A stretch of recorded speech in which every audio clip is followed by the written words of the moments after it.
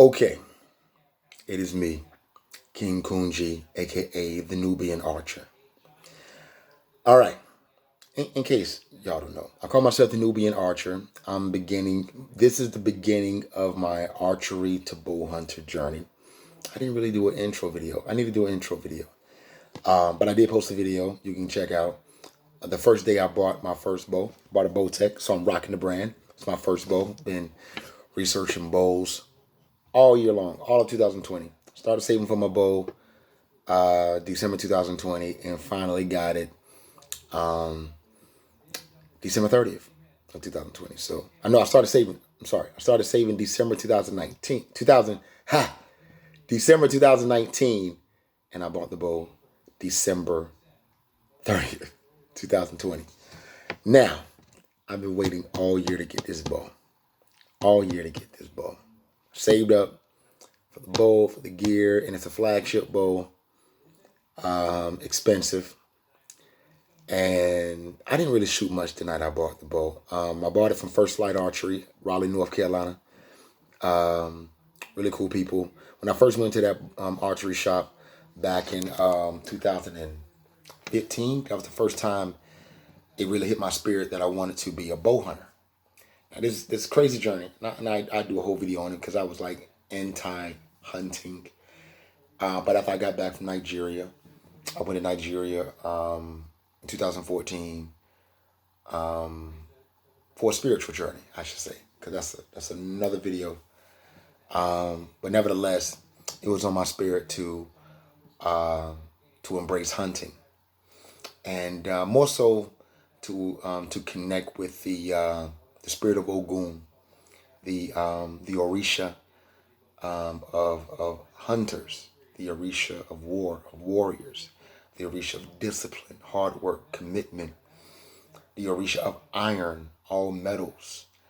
He represents so much, but he is known as the Orisha of hunting and Orisha of warriors. So for me personally, this is a way for me to connect with the spirit of Ogun through actively engaging in that which Ogun governs. Nevertheless, that was the inspiration for me to take this route, to try to prepare myself to become a hunter. But I have to be an archer first, because my preferred method of hunting is going to be the bow, compound bow, and eventually recurve bow, bare bow. So I get the bow December 30th. I'm excited as hell. They let me shoot a little bit because they wanted to, they had to, after they built the bow, they were trying to adjust it to make sure it was tuned well. But I didn't really get to shoot it. It was just enough to, let me play around with it a little bit. So January 1st come by. I don't shoot the bow. Just sit in the house. I'm like a fucking drug addict. Pacing, I'm not a drug addict. I've never been a drug addict. I don't know. All I know is what I've seen on movies in here.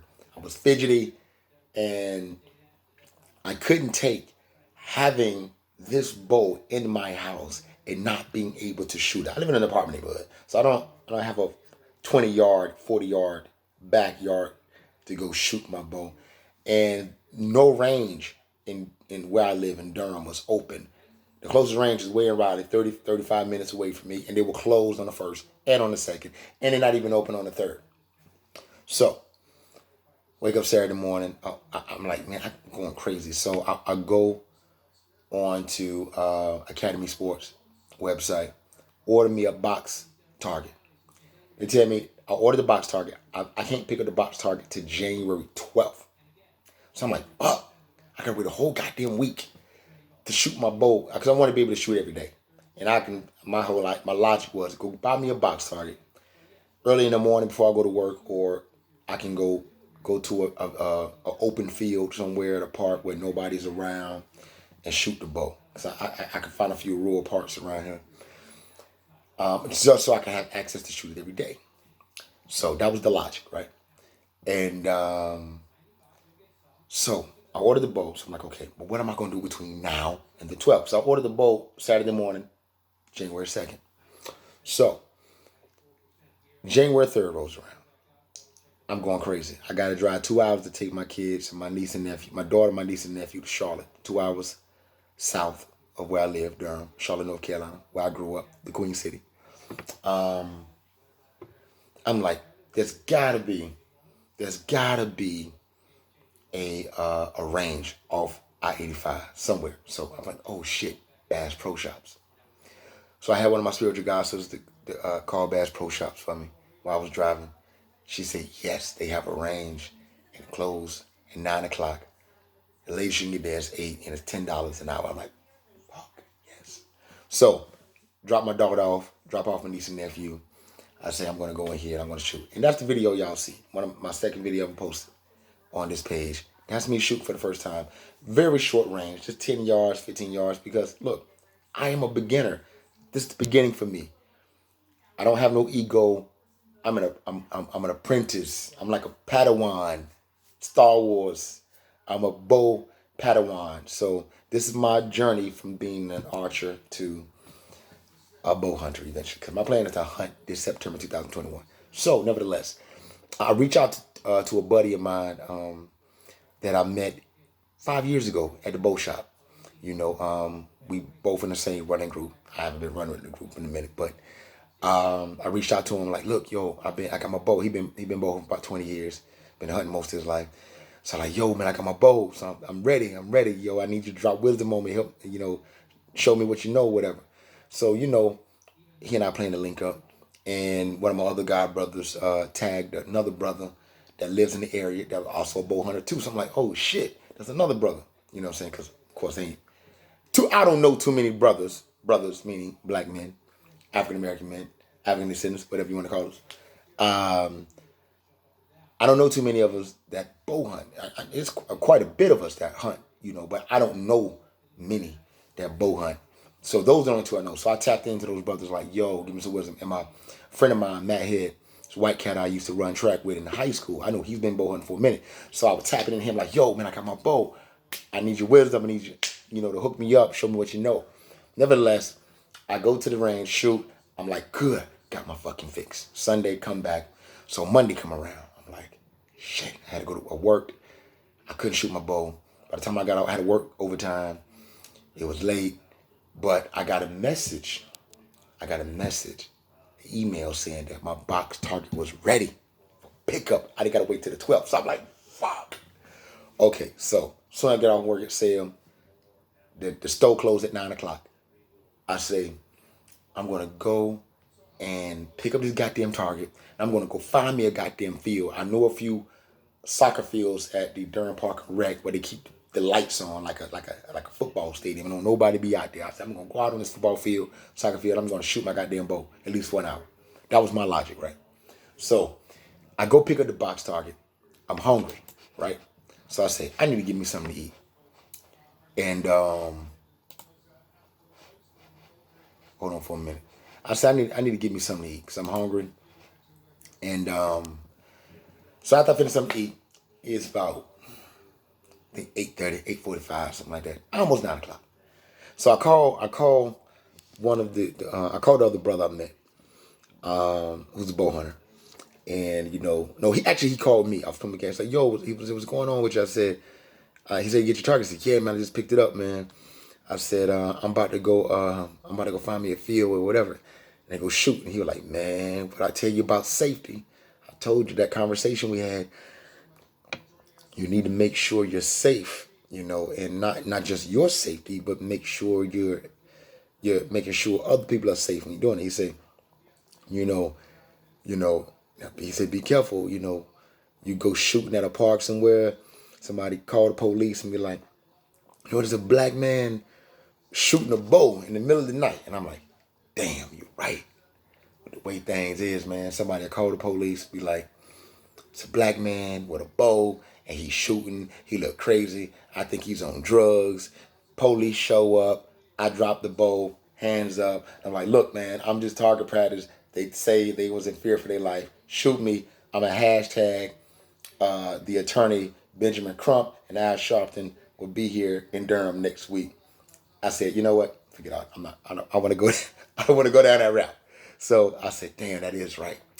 Damn, that'll be right. So I kept listening to him. He dropped some wisdom, and I took it in for the moment.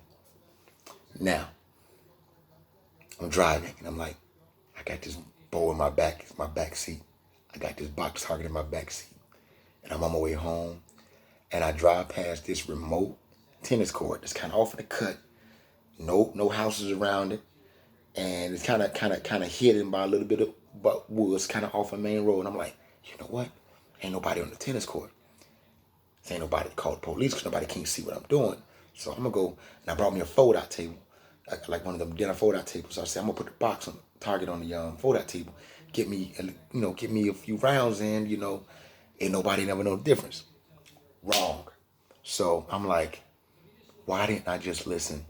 This is my first lesson, y'all. My first lesson in my archered up bow hunter journey. Patience. I watch mad videos on bow hunting. My favorite, I like watching Donnie Vincent. Producer of The Rivers Divide, Terra Nova. Had that short film, my first song, Who We Are. That's what introduced me to him. Cam Haynes, you know what I'm saying? What's his name? Steve Vernella, I think his name is. I like him. I may pronounce his name wrong, but I like him too.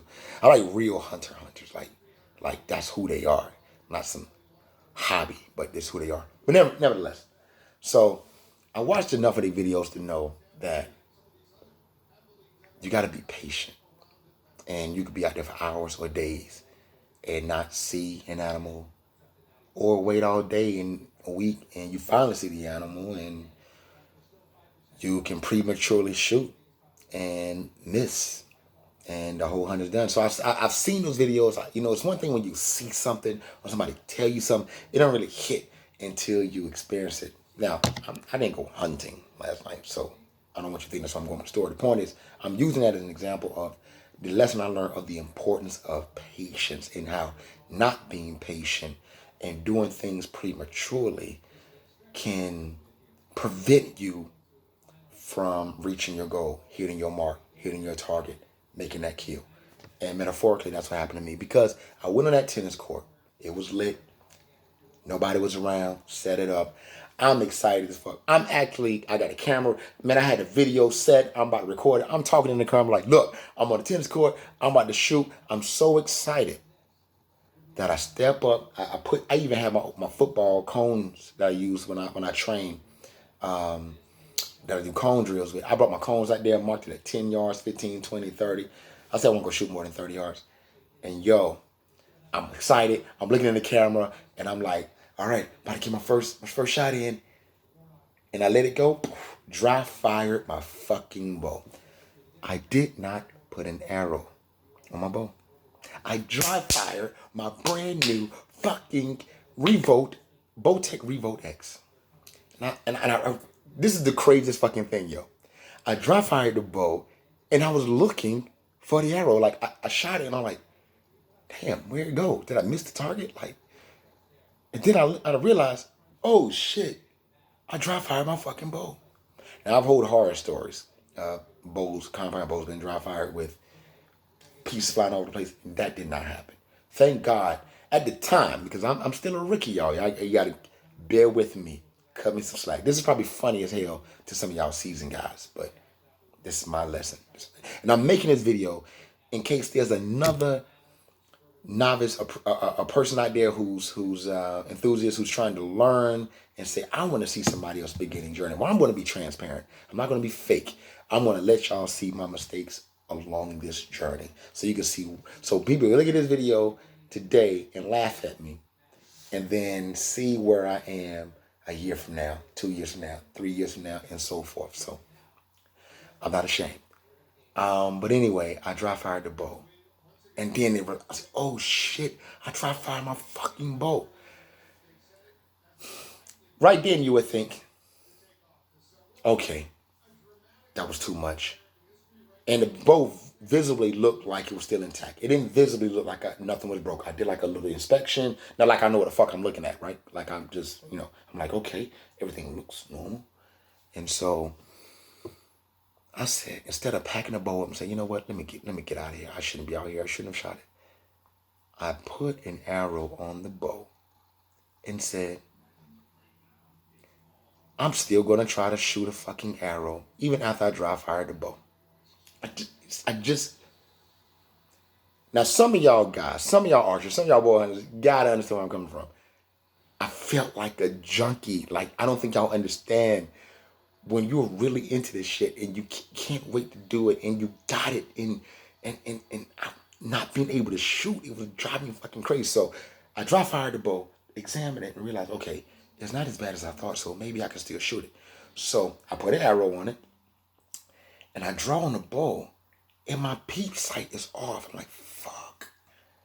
I fucked something up. My peep sight is off. It's like high, I can't even see through it. So again, second sign, you're like, okay, you would think it's like, pack this shit up, go home. You already fucked up. Obviously now you fucked something up. Your peep sight is off. So just pack this shit up, take it to the archery shop, had them take a look at it, whatever. No.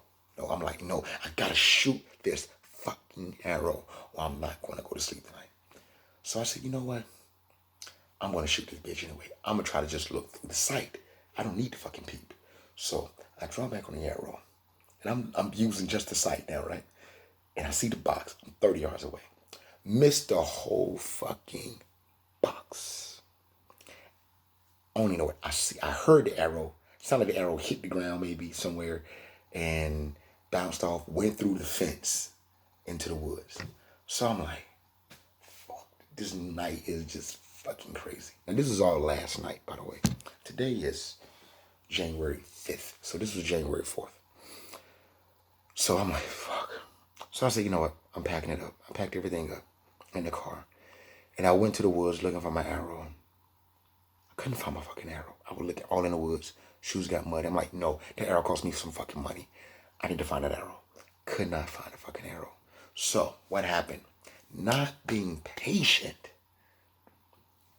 One character trait that I've observed of really good bow hunters. Patience. Even good archers. Patience. Don't release prematurely. Wait for the right moment. Wait for the right time. Don't rush it. And that's what I did. So that is my lesson. My lesson. And the lesson is crazy because the lesson literally now is costing me money. Took it to the shop today. Told them what happened. And of course, I don't know what the fuck I'm looking at because I'm a new bow hunter, right? I mean, I'm a new archer, right? He looked at my bow and said, you messed up both your cams. So I'm like, fuck. So he telling me, just by looking at it, estimated that like it's going to cost me about $200. Maybe a little less, maybe a little more. So not being patient is now going to cost me $200.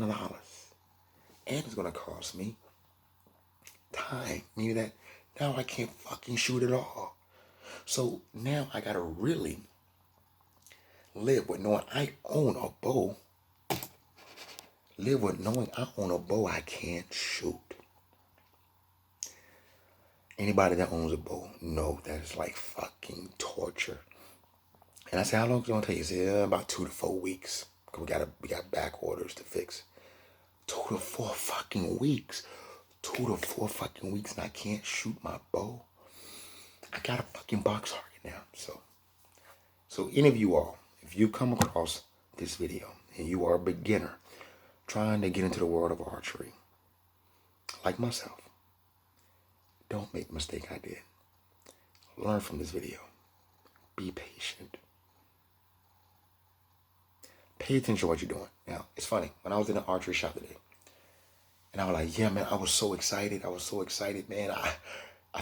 I guess I thought I put the arrow on, but I didn't. I drew. He said, no, that's not what happened. It wasn't because you were too excited. It's because you did not put an arrow on your bow. That's what did it. And he said, you're right. I said, you're right. He said, even though you get excited, you still need to put an arrow on that fucking bow. So I said, lesson learned. So it's costing me. So I don't want it to cost you unnecessarily. So this is my first lesson. I haven't even owned the bow a fucking week. So learn from me. Be patient. My first archery lesson. All right.